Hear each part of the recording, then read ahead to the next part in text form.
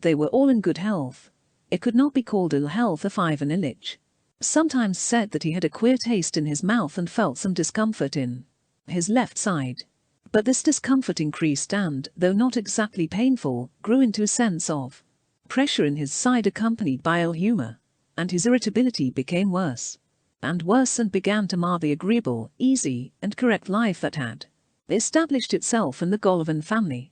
Quarrels between husband and wife became more and more frequent, and soon the ease and amenity disappeared and even the decorum was barely maintained.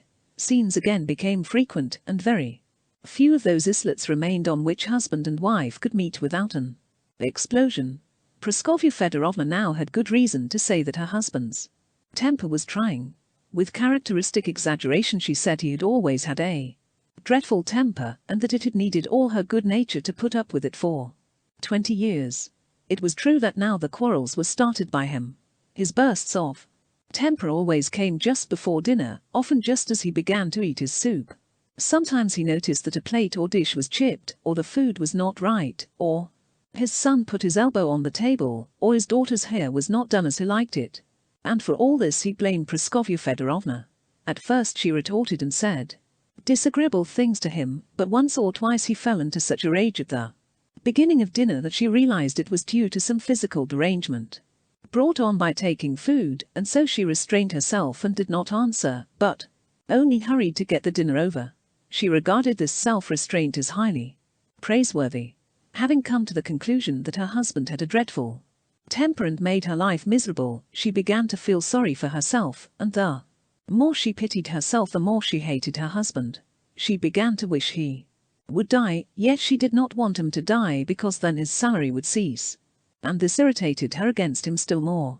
She considered herself dreadfully unhappy just because not even his death could save her, and though she concealed her exasperation, that hidden exasperation of hers increased his irritation also. After one scene in which Ivan Ilyich had been particularly unfair, and after which he had said in explanation that he certainly was irritable, but that it was due to his not being well, she said that he was ill, it should be attended to, and insisted on his going to see a celebrated doctor. He went. Everything took place as he had expected and as it always does. There was the usual waiting and the important air assumed by the doctor, with which he was so familiar, resembling that which he himself assumed in court, and the sounding and listening, and the questions which called for answers that were foregone conclusions and were evidently unnecessary, and a look of importance which implied that if only you put yourself in our hands we will arrange everything. We know indubitably how it has to be done, always in the same way, for everybody alike. It was all just as it was in the law courts. The doctor put on just the same air towards him as he himself put on towards an accused person. The doctor said that so and so indicated that there was so and so inside the patient, but if the investigation of so and so did not confirm this, then he must assume that and that. If he assumed that and that, then and so on. To Ivan Ilyich, only one question was important. Was his case serious or not? But the doctor ignored that inappropriate question. From his point of view it was not the one under consideration. The real question was to decide between a floating kidney, chronic catarrh, or appendicitis. It was not a question the doctor solved brilliantly, as it seemed to Ivan Ilyich, in favor of the appendix, with the reservation that should an examination of the urine give fresh indications the matter would be reconsidered. All this was just what Ivan Ilyich had himself brilliantly accomplished 1,000 times in dealing with men on trial. The doctor summed up just as brilliantly, looking over his spectacles triumphantly and even gaily at the accused. From the doctor's summing up Ivan Ilyich concluded that things were bad, but that for the doctor, and perhaps for everybody else, it was a matter of indifference, though for him it was bad. And this conclusion struck him painfully, arousing in him a great feeling of pity for himself and of bitterness towards the doctor's indifference to a matter of such importance. He said nothing of this, but rose, placed the doctor's fee on the table, and remarked, with a sigh, "We sick people probably often put inappropriate questions. But tell me, in general, is this complaint dangerous, or not?" The doctor looked at him sternly over his spectacles with one eye, as if to say, "Prisoner, if you will not keep to the questions put to you, I shall be obliged to have you removed from the court. I have already told you what I consider necessary and proper. The analysis may show something more. And the doctor bowed. Ivan Ilyich went out slowly, seated himself disconsolately in his sledge, and drove home. All the way home he was going over what the doctor had said, trying to translate those complicated, obscure scientific phrases into plain language and find in them an answer to the question: is my condition bad? Is it very bad? Or is there as yet nothing much wrong? And it seemed to him that the meaning of what the doctor had said was that it was very bad. Everything in the street seemed depressing. The cabmen, the houses, the passers-by and the shops were dismal. His ache, this dull gnawing ache that never ceased for a moment, seemed to have acquired a new and more serious significance from the doctor's dubious remarks. Ivan Ilyich now watched it with a new and oppressive feeling. He reached home and began to tell his wife about it. She listened, but in the middle of his account his daughter came in with her hat on, ready to go out with her mother. She sat down reluctantly to listen to this tedious story, but could not stand it long, and her mother too did not hear him to the end. "Well, I am very glad," she said. "Mind now to take your medicine regularly. Give me the prescription and I'll send Gerasim to the chemist's." And she went to get ready to go out. While she was in the room Ivan Ilyich had hardly taken time to breathe, but he sighed deeply when she left it. Well, he thought, perhaps it isn't so bad after all. He began taking his medicine and following the doctor's directions, which had been altered after the examination of the urine. But then it happened that there was a contradiction between the indications drawn from the examination of the urine and the symptoms that showed themselves. It turned out that what was happening differed from what the doctor had told him, and that he had either forgotten or blundered or hidden something from him. He could not, however, be blamed for that, and Ivan Ilyich still obeyed his orders implicitly and at first derived some comfort from doing so. From the time of his visit to the doctor, Ivan Ilych's chief occupation was the exact fulfillment of the doctor's instructions regarding hygiene and the taking of medicine, and the observation of his pain and his excretions. His chief interest came to be people's ailments and people's health. When sickness, deaths, or recoveries were mentioned in his presence, especially when the illness resembled his own, he listened with agitation which he tried to hide, asked questions, and applied what he heard to his own case. The pain did not grow less, but Ivan Ilyich made efforts to force himself to think that he was better, and he could do this so long as nothing agitated him. But as soon as he had any unpleasantness with his wife, any lack of success in his official work, or held bad cards at bridge, he was at once acutely sensible of his disease. He had formerly borne such mischances, hoping soon to adjust what was wrong, to master it and attain success, or make a grand slam. But now every mischance upset him and plunged him into despair. He would say to himself, "There now, just as I was beginning to get better, and the medicine had begun to take effect, comes this accursed misfortune or unpleasantness," and he was furious with the mishap, or with the people who were causing the unpleasantness and killing him, for he felt that this fury was killing him, but he could not restrain it. One would have thought that it should have been clear to him that his exasperation with circumstances and people aggravated his illness, and that he ought therefore to ignore unpleasant occurrences. But he drew the very opposite conclusion. He said that he needed peace, and he watched for everything that might disturb it and became irritable at the slightest infringement of it. His condition was rendered worse by the fact that he read medical books and consulted doctors. The progress of his disease was so gradual that he could deceive himself when comparing one day with another. The difference was so slight. But when he consulted the doctors it seemed to him that he was getting worse, and even very rapidly. Yet despite this he was continually consulting them.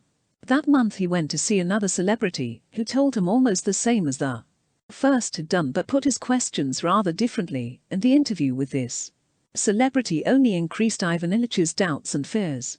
A friend of his, a very good doctor, diagnosed his illness again quite differently from the others, and though he predicted recovery, his questions and suppositions bewildered Ivan Ilyich still more and increased his doubts. A homeopathist diagnosed the disease in yet another way, and prescribed medicine which Ivan Ilyich took secretly for a week. But after a week, not feeling any improvement and having lost confidence both in the former doctor's treatment and in this one's, he became still more despondent. One day a lady acquaintance mentioned a cure effected by a wonder-working icon. Ivan Ilyich caught himself listening attentively and beginning to believe that it had occurred. This incident alarmed him. Has my mind really weakened to such an extent? He asked himself. Nonsense. It's all rubbish. I mustn't give way to nervous fears, but having chosen a doctor must keep strictly to his treatment. That is what I will do. Now it's all settled. I won't think about it, but will follow the treatment seriously till summer, and then we shall see. From now there must be no more of this wavering. This was easy to say, but impossible to carry out. The pain in his side depressed him and seemed to grow worse and more incessant, while the taste in his mouth grew stranger and stranger. It seemed to him that his breath had a disgusting smell, and he was conscious of a loss of appetite and strength. There was no deceiving himself. Something terrible, new, and more important than anything before in his life was taking place within him, of which he alone was aware. Those about him did not understand or would not understand it, but thought everything in the world was going on as usual. That tormented Ivan Ilyich more than anything. He saw that his household, especially his wife and daughter, who were in a perfect whirl of visiting, did not understand anything of it and were annoyed that he was so depressed and so exacting, as if he were to blame for it. Though they tried to disguise it, he saw that he was an obstacle in their path, and that his wife had adopted a definite line in regard to his illness and kept to it, regardless of anything he said or did. Her attitude was this. You know, she would say to her friends, Ivan Ilyich can't do as other people do, and keep to the treatment prescribed for him. One day he'll take his drops and keep strictly to his diet and go to bed in good time, but the next day, unless I watch him, he'll suddenly forget his medicine, eat sturgeon, which is forbidden, and sit up playing cards till 1:00 in the morning. Oh, come, when was that? Ivan Ilyich would ask in vexation. Only once at Peter Ivanovich's, and yesterday with Shebek. Well, even if I hadn't stayed up, this pain would have kept me awake. Be that as it may, you'll never get well like that, but will always make us wretched. Praskovya Fedorovna's attitude to Ivan Ilych's illness, as she expressed it both to others and to him, was that it was his own fault and was another of the annoyances he caused her. Ivan Ilyich felt that this opinion escaped her involuntarily, but that did not make it easier for him. At the law courts too, Ivan Ilyich noticed, or thought he noticed, a strange attitude towards himself. It sometimes seemed to him that people were watching him inquisitively, as a man whose place might soon be vacant. Then again, his friends would suddenly begin to chaff him in a friendly way about his low spirits, as if the awful, horrible, and unheard of thing that was going on within him, incessantly gnawing at him and irresistibly drawing him away, was a very agreeable subject for jests. Schwartz in particular irritated him by his jocularity, vivacity, and savoir faire, which reminded him of what he himself had been 10 years ago. Friends came to make up a set and they sat down to cards. They dealt, bending the new cards to soften them, and he sorted the diamonds in his hand and found he had 7. His partner said, no trumps, and supported him with 2 diamonds. What more could be wished for? It ought to be jolly and lively. They would make a grand slam. But suddenly Ivan Ilyich was conscious of that gnawing pain, that taste in his mouth, and it seemed ridiculous that in such circumstances he should be pleased to make a grand slam. He looked at his partner Mikhail Mikhailovich, who rapped the table with his strong hand, and instead of snatching up the tricks pushed the cards courteously and indulgently towards Ivan Ilyich, that he might have the pleasure of gathering them up without the trouble of stretching out his hand for them. Does he think I am too weak to stretch out my arm? Thought Ivan Ilyich, and forgetting what he was doing, he over-trumped his partner, missing the grand slam by 3 tricks. And what was most awful of all was that he saw how upset Mikhail Mikhailovich was about it, but did not himself care. And it was dreadful to realize why he did not care. They all saw that he was suffering and said, we can stop if you are tired. Take a rest. Lie down. No, he was not at all tired, and he finished the rubber. All were gloomy and silent. Ivan Ilyich felt that he had diffused this gloom over them and could not dispel it.